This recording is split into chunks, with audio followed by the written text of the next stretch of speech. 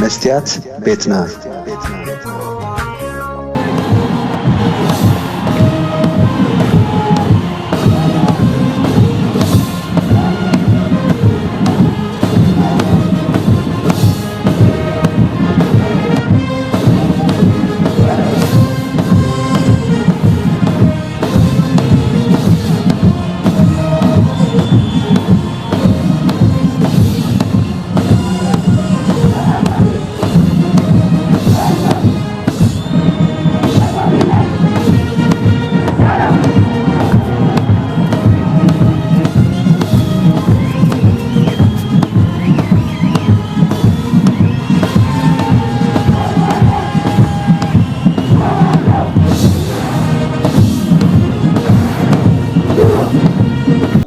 በዚህ ብቻ ሳያበቃ ከሶማሌ ጫፍ እስከ ምጽዋ ጫፍ በባህር የሚያጋጥሙ ሽብሮችን ወንድም ህዝቦችን ደግፈን ሽብርን ለማስቀረትና ልማት ብልጽግናን በቀጠናችን ለማረጋገጥ ለኢትዮጵያ ብቻ ሳይሆን ለቀጠናው በቂ የሆነ ኤሊት ፎርስ ቴክኖሎጂ የታጠቀ ቴክኖሎጂ የሚጠቀም በድሮን ሪኮነሰንስ የሚያደርግ በካሚካዚ ምሽግ የሚያፈርስ በምሽግ ብቻ ሳይሆን በስትራቴጂክ ቦታዎች በሰላም ወረዳዎች ውጊያን የሚያጣጥፍና የሚያሳጥር ተቋም ኢትዮጵያ ስለገነባች ድፍን የምስራቅ አፍሪካ ሀገራት ድፍን የአፍሪካ ሀገራት እንኳን ደስ ያላችሁ እንኳን ደስ ያለንላችሁ ፈልጋለሁ። ሰላም ከመይ ጸኒሕኩም ክቡራት ተኸታተልትና ሎሚ ሰንበት አብይ አሕመድ ካብ ከተማ አዋሳ ብምኽንያት አከባበራ መበል 65 ዓመት ምምስራት ፍሉይ እዚ ምክልኻል ኢትዮጵያ መደረ አስሚዕሎ አብይ ኣብ መደረኡ ኢትዮጵያ ኣብ ባሕሪ ካብ ጫፍ ሶማል ክሳብ ጫፍ ምጽዋዕ ዝዝርጋሕ ንዘጋጥም ስግኣታት ንኣሕዋትና ዝኾኑ ህዝብታት ደጊፍና ግብረ ሽበራ ንምክልኻልን ልምዓት ንምርግጋጽን ንዓና ጥራሕ ዘይኮነ ንዞባና እውን ዝኣክል ፍሉይ ሓይሊ ሃኒጽና ኣለና ኢሉ አብይ አሕመድ ኣቐድም ኣቢሉ ኣብ ቤት ምኽሪ ኢትዮጵያ ኣብ ዘስምዖ መደረ ካብ ጫፍ ምጽዋዕ ክሳብ ጫፍ ሶማል ዘሎ ኣስታት 5000 ኪሎ ሜትር ዝንውሓቱ ገማግም ባሕሪ ብኤርትራ ጅቡትን ሶማልን ተተሒዙሎ ናይዘን ሃገራት ቁፅሪ ህዝቢ ተደማሚሩ ኣስታት 25 ሚልዮን ጥራሕ እንተኾነ ኢትዮጵያ ግን ልዕሊ 130 ሚልዮን ህዝቢ ሒዛ ካብዚ ገማግም ባሕሪ ናይ 50 ኪሎ ሜትር ኣፍ ደገ ተነፊግዎ ኣሎ እዚ ኸኣ ፍትሒ ይኮነን ኢሉ ነይሩ ሎሚ ድማ ነቲ ዝተነፍጎ ገማግም ባሕሪ ክሕልዎ እየ ክብል ይስማዕ ኣሎ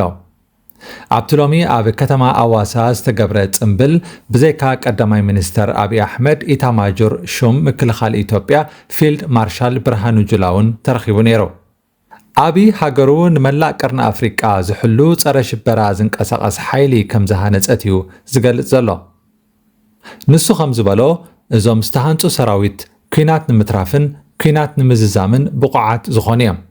ክቡራት ተኸታተልትና ኣቐዲምኩም ንወተሃደራዊ ሰልፊ ኣብ መእተዊ መደብና ተዓዚብኩም ነርኩም አብይ አሕመድ ዝተኸታተሎ ኣብ ማይ ዝተኻየደ ፍሉይ ወተሃደራዊ ልምምድ ከኣ ነዚ ዝስዕብ ይመስል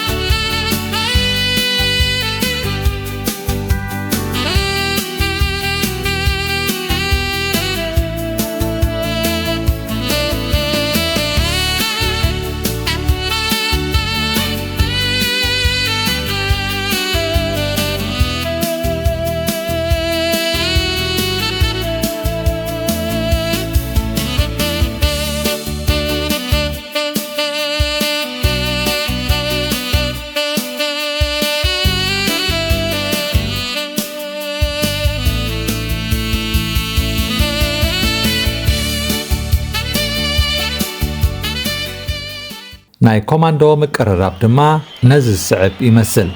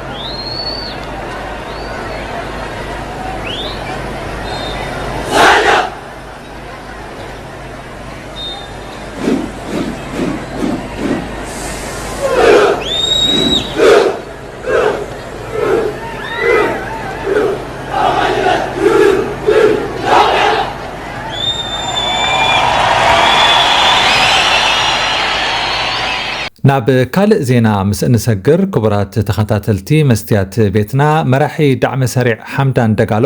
ብረቡዕ ናብ ኡጋንዳ ብምጋሽ ምስ መራሒት ሃገር ዩወሪ ሙሴቬኒ ብምርኻቡ ሱዳን ተቆጢዓ። ሚኒስተር ወፃኢ ጉዳያት ሱዳን ከዓ መራሕቲ ኡጋንዳ ካብ ሕመቲ ርእሶም ከግልሉ ፀዊዑ ኣሎ። እቲ ውሃብ ደገፍ ናይ ሕመቲ ሰራዊት ኣብ ሱዳን ኣብ ዝካየድ ዘሎ ኩናት ሰፊሕ ግህሰት ሰብኣዊ መሰላት ከም ዝፈጸመ ይኽሰስ። ካርቱም ምስ ኡጋንዳ ዘለዋ ዝምድና ክትሕልዎ ከም ትደሊ ድሕሪ ምሕበራ ኣብ ጉዳይ ሃገራት ጣልቃ ንዝኣትዋ ሃገራት ግን ከም ዘይትቕበል ኣፍሊጣ።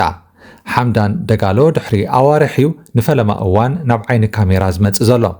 ሱዳን ዋላ ደኣ ንርክብ ሙሴቬንን ደጋሎን ትኾንኖ እምበር ኣፍሪቃዊ ሕብረት ኣብ ሱዳን ንዘለዎ ሓይልታት ንምትዕራቕ ንመራሒ ኡጋንዳ ሙሴቬኒ ከም መንጎኛ ኮይኑ ከዓይ ስልጣን ሂብዎ እዩ። ስለዚ ምስ ክልቲኦም ወገናት ክራኸብ ስርሑ ከገድዶ እዩ።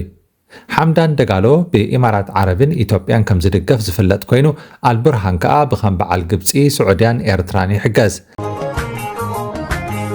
መስትያት ቤትና መስትያት ቤትና ንሐቀኛ ምስሊ ኤርትራ ንምንጽብራቕ ዝተፈላለየ ጽሑፋት ተንቀሳቓሲ ምስልታትን ቃለ ምሕትታትን ሒዛ بزكرياس كبراب النترالوت تقرب مدبيا كفوت لساني من يزعج وني هاي سجدن علي عبطاقوت ملاخي قطاوخ يقنا مسلي فتحي